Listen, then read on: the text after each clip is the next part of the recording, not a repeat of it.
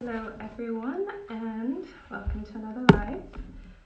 So, today I'm going to be joined by one of my closest friends, and she's an absolutely amazing person. I can't wait to introduce her to you. Her name is Sofia, and she runs a company called Gutxy. So, I believe she's joining us in a second now. So Gutxy, I believe, she's going to confirm this, was the first microbiome testing company in the whole of Denmark. And they exist really to make gut health accessible to everyone. And I'm sure you've heard it said that good health begins in the gut. And so they are all about just making it very easy for you to get the tools and the resources you need to optimize your gut health. Hi, Sophia.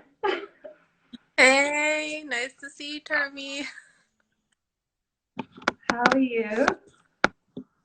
Yeah, I'm good. It's very nice and sunny here in Copenhagen, so it's nice. And yeah, it's a pleasure to be here with you. It's actually my first live on Insta, so it's quite cool. Your first time ever. Yeah. Wow, well, this is an honor. um, Yeah, I so was a, I it gets got, a bit, you feel a bit nervous right before, so yeah, it's nice. It's nice to be yeah, here. no, that's totally normal. Like the nerves are just totally normal. But thanks for being here.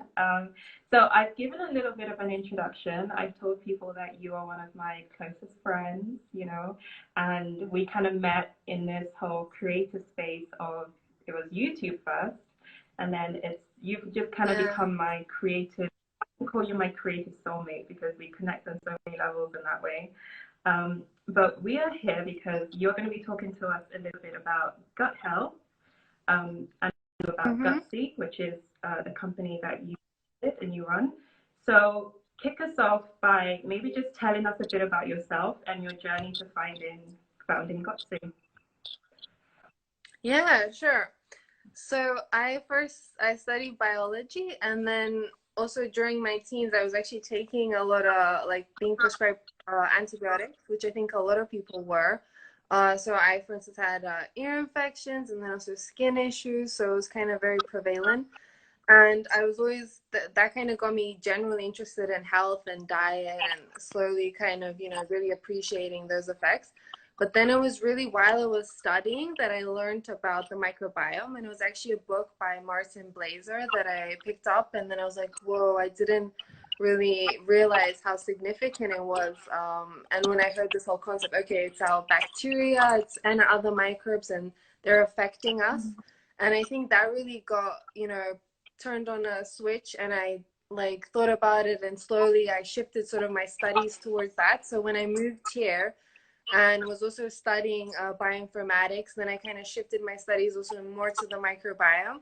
And then I wanted to actually test it myself, test my microbiome, because it's like, okay, this is so important. Can we test it?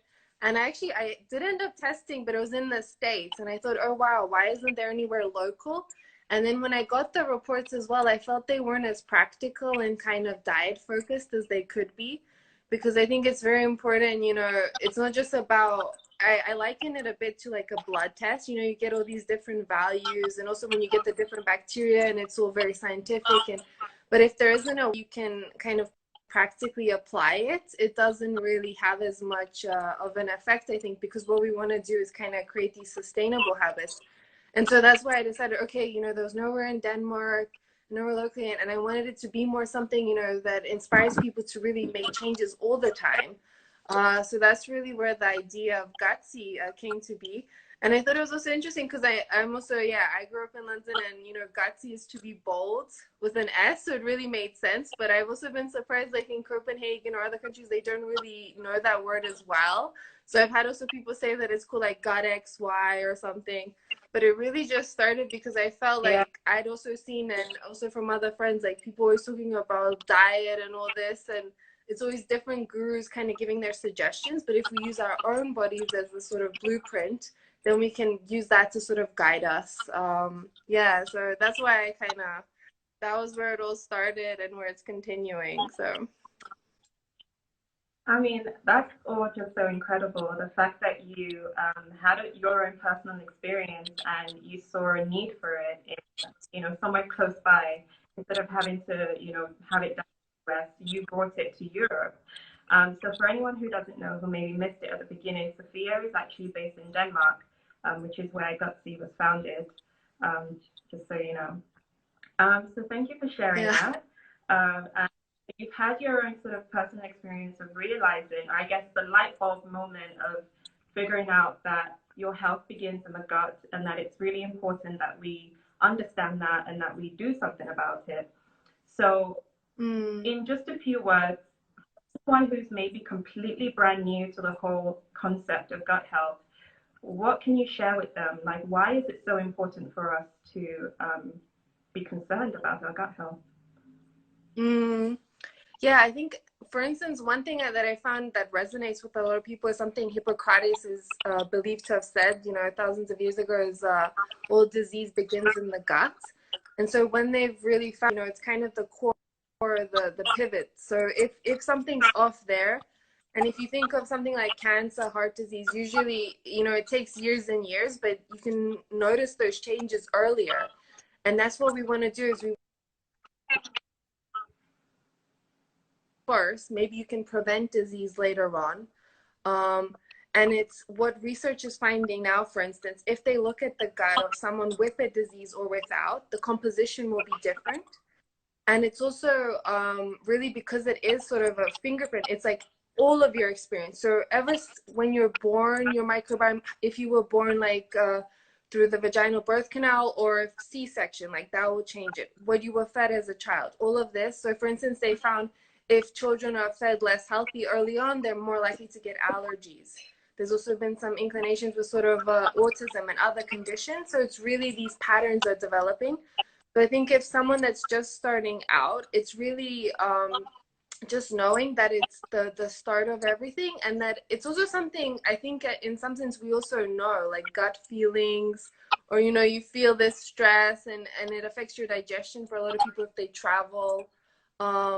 And I think even if it's not someone that has like very severe digestive issues, I think it's everyone's had it at some point, and we know how it affects our overall well-being and our mental state.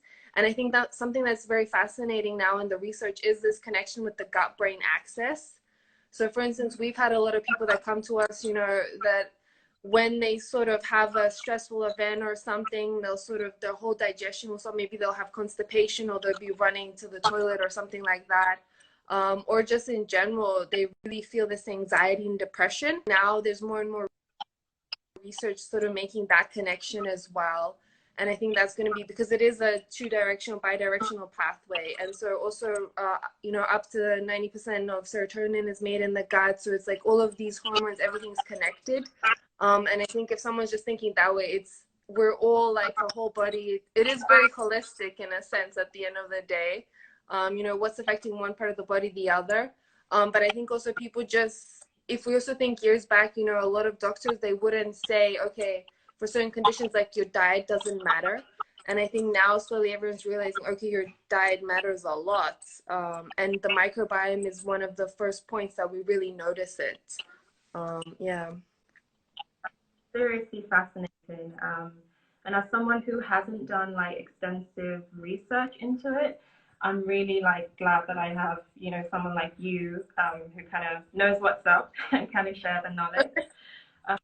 You for that. And just to let everyone in the chat know that if you have any questions at all about anything to do with gut health, please do share it with us in the comments. I'm making a note of some of them here, and I've got some that some people have sent beforehand. So we will get to that towards the end of this. But okay, so Sofia, one of the other things that we connected on was the fact that we're both vegan. And so I want to bring that in to this discussion about gut health as well, because when I my earliest memory of gut health discussion, it was probably like seeing ads on TV about yogurts, dairy yogurts that you had to eat to like help your gut. Speaking in sort of like a vegan context, what can you share with us about some of the best foods plant-based foods that you can eat to kind of improve or optimize your Yeah. gut health? Yeah, I think it's really interesting. You're seeing a lot of also doctors sort of coming out that sort of that they make the gut connection, and then a lot of research just sort of seeing that, you know, it's these sort of plant fibers that have a significant effect. And a lot of the time it's because so they're producing these short chain fatty acids such as butyrate or acetate. So what these are is their energy for our colonocytes, the cells in our colon. So for instance, in our work, we have these sort of category of gut boosters. And so these are these microbes that are linked with making these fatty acids. And so we really need them to sort of ensure we're having a good digestion, also affecting everything that we have, energy in general, also for immune health. And so when we're looking at what's sort of healthy, of course, there are these probiotic bacteria. And that's what's been a lot in the, as you mentioned, sort of these yogurts, you know, Yeah. and now they also still have, they're finding it, for instance, in coconut yogurt as well. But what's even more important we're finding is like making sure you have a lot of these prebiotics. And so these are the fibers that feed the probiotics. So for instance, if you want to have, you know, these live bacteria, which are the probiotics, if you don't have the prebiotics, they're not going to survive. So they really need this as food, as fuel. And so what you want to do is really increase your intake of these. So something like inulin, we'll find in sort of some artichokes, bananas, like those kind of prebiotic fibers, like increasing that will then of course fuel the community. So you'll have, so when we're sort of also usually what we're suggesting is, you know, eating your 3 Ps, prebiotics, probiotics, and plants, and the plants will have usually both. And of course it is also very good to make something like a homemade sauerkraut or kimchi with the live. And you know, I think we get also a lot of questions about supplements.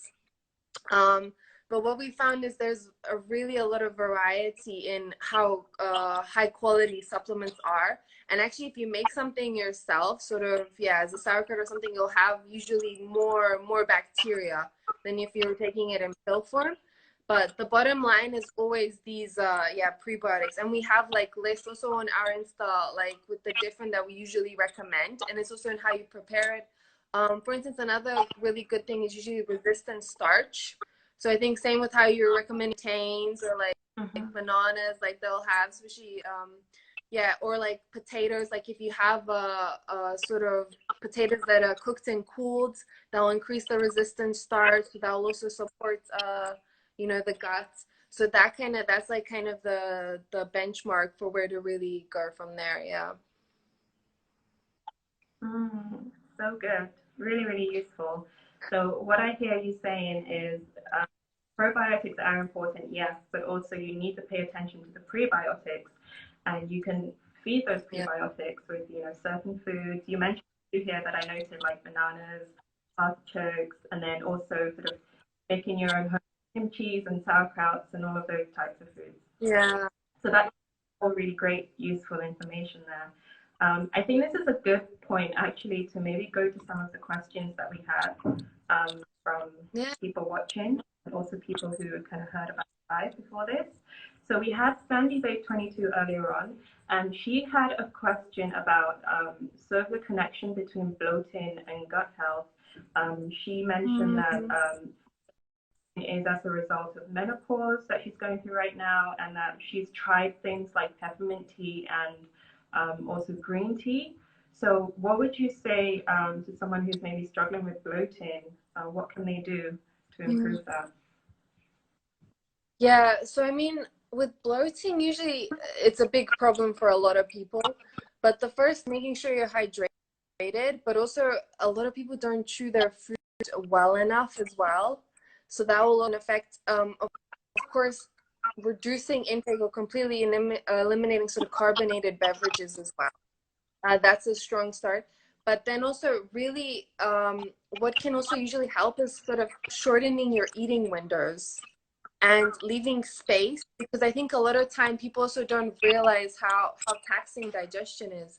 So every time you're digesting, your body's really tired. So sort of getting out of the habit of snacking, for instance, that will have a big effect. And I always also recommend, and what we do is a lot of green juices and smoothies, anything that can, but also always on an empty stomach. That's a good way to start. But if you're ever bloated, it's just a really good idea to just like open up that eating window and just give your body more time. Because one sort of test that we also have is that people can try sort of taking like a sesame seed and eating it, right, at a one meal that they recognize, and then seeing actually when it comes out, because then you'll know how long your transit time is.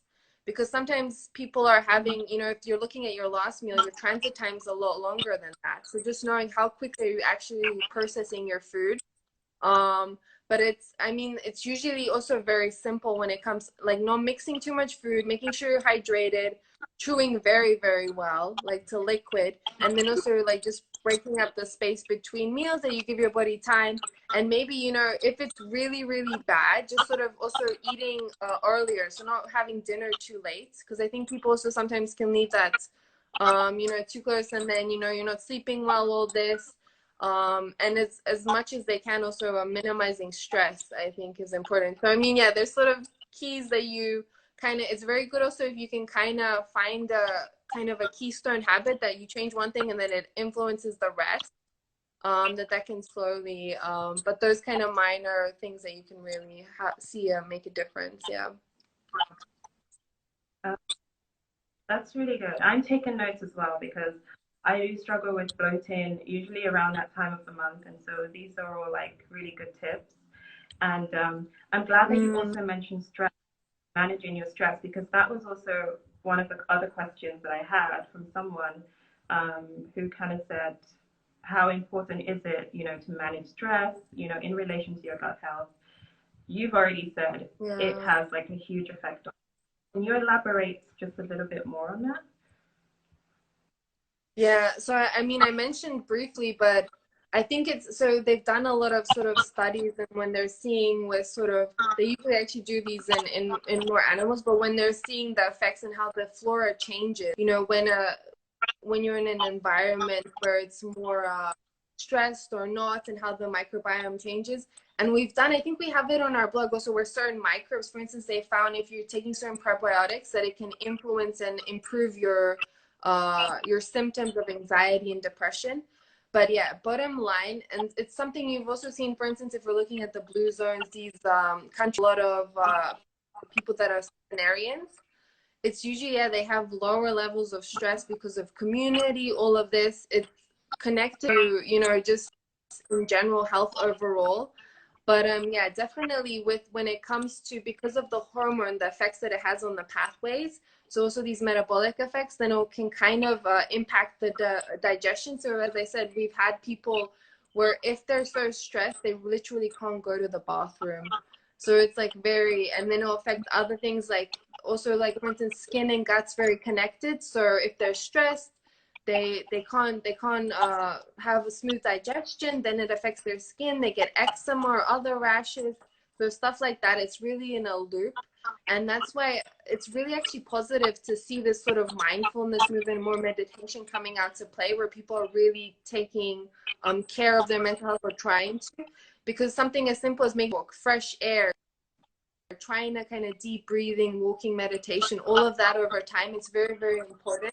And I think more and more research is going to be done on this, and making that connection. Because if you don't have, even, I would also liken it to this, if you're kind of stressed and also you're eating when you aren't actually hungry, because yeah, hunger is in the throat, and if we're not actually hungry, you're in a stressed state, maybe you're also rushing in your eating, you're absorbing all the nutrients you could be. And then also it's just having a negative effects. You really need to want to be in a calm sort of environment whenever, because it needs to be nutrition and not something that's taxing to the body, because as we've already established, you know, digestion in of itself is very, very taxing. So it's really just making that sort of connection and putting all these pieces together. That makes so much sense. Absolutely so much sense. And yeah, I'd be curious actually to explore this whole area of mindfulness and gut health, because that is so, I never really thought of it in those ways before.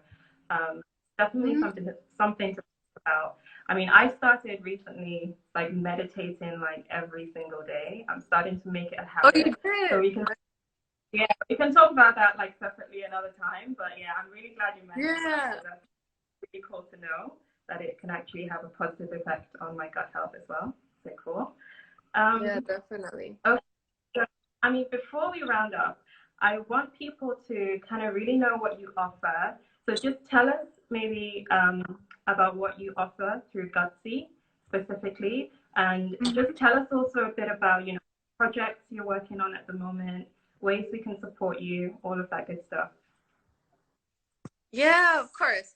So yeah, so right, our main sort of staple was always we do these gut testing, which is where people send in a stool sample, and then that's how you test your microbiome. So you send that in, we process in the lab, and you get a report.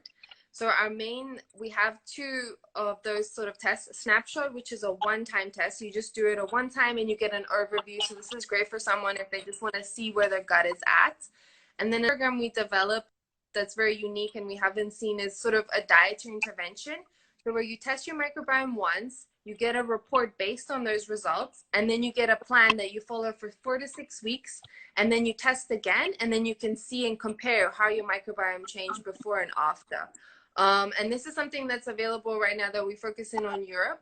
But right now we also, because we did a sort of, like we redesigned our reports and we launched again. So now we actually included also stuff like parasites. So not just bacteria, we're including other microbes. And right now on our website and on our, you can see on our Insta page in the link, we're doing this as a sort of a crowdfunding campaign. And so right now it's actually, if you go to the page, it's in Danish, but we've also added some other products. So right now we're doing a 7-day gut revive. And these are, of course, everything that also the reports and all the plans, everything's always in English. But this is something that's really available. The 2 plans are available worldwide because, yeah, the testing is based in Europe. So it's the 7-day gut revive. This is really something where we're focusing, of course, in on the bloating. If people want to lose some pounds in a short amount of time, and we really made it so that you can kind of refresh your taste buds so that you set yourself up, because we know how difficult it is for people with cravings. And then you can't, you get off, maybe you had a bit of a holiday, and then, you get off the wagon, and then, oh, how am I going to start eating healthy again? I'm craving, other things again. So it's kind of how to get, in a short amount of time, really quick results. And then because we've had a lot of questions about foods, what foods are good for your microbiome. So for instance, we have a group on our Facebook page, Microbiome Foods. So inspired by that, we made a microbiome friendly meal plan, which will be for 21 days where we have like special meals set up, which focus on these that produce these short chain fatty acids, so that then you can get, an overview of what you should be eating for breakfast, lunch, dinner. And we've also made it very straightforward in that, you can also switch them out. So if you're kind of more, you want to eat a comfort meal for dinner, but then you want to eat more microbiome friendly during the day, or if you just want to follow it as a full-on plan, because of course it's the aim with all of these is always digestion, because it's at the core of everything. But so what we're really trying to do is like make more practical support options for people, because it isn't, the testing is one part of it, and it's great to get to know where you're at. But what we really believe, and I think what we're excited to see coming out more is, about how to sustain habits, make sustainable, healthy choices for a long time, because it doesn't, what also the research has shown, you can change your microbiome quite quickly, like the flora. There'll be some impact. For instance, if you go from eating meat heavy to more plant-based, you'll see the differences. But at the same time, if you go back to eating how you were before, it'll change back. And that's why it's something about creating a way that you can kind of continue making these good, healthy choices that then will lead to longevity. Perfect. So I love how you offer various things to meet people where they are, pretty much to make this accessible. For some people, they might want to go the full way and get the testing done so that they can truly understand their, gut bacteria and figure out, where to go from there. But these plans, I mean, they sound great. The 7-day gut revive and then the meal plans as well. It's something you can pick up really easily and start implementing pretty much immediately, right? Yeah, so that all definitely. sounds. Yeah. So I just want to say thank you to everyone for joining us in this chat. I wish we could talk for longer, but let's round it up here just so that everyone who watches the replay can kind of take their time, sit through the whole thing. But thank you for joining us. Thank you, Sophia, for sharing all your Yes. amazing wisdom and knowledge on this topic.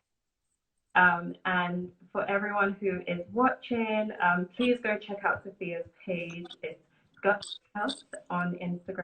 Give her a follow and check out everything that she's up to and everything she's doing. The website is beautiful, by the way. You recently relaunched it, and it looks great. So everyone definitely go check it out. Thanks so much for having me, Tommy, and thanks to everyone. Yeah, and I'll talk to you later. All right. Thanks, Sophia. Bye. Bye. Bye.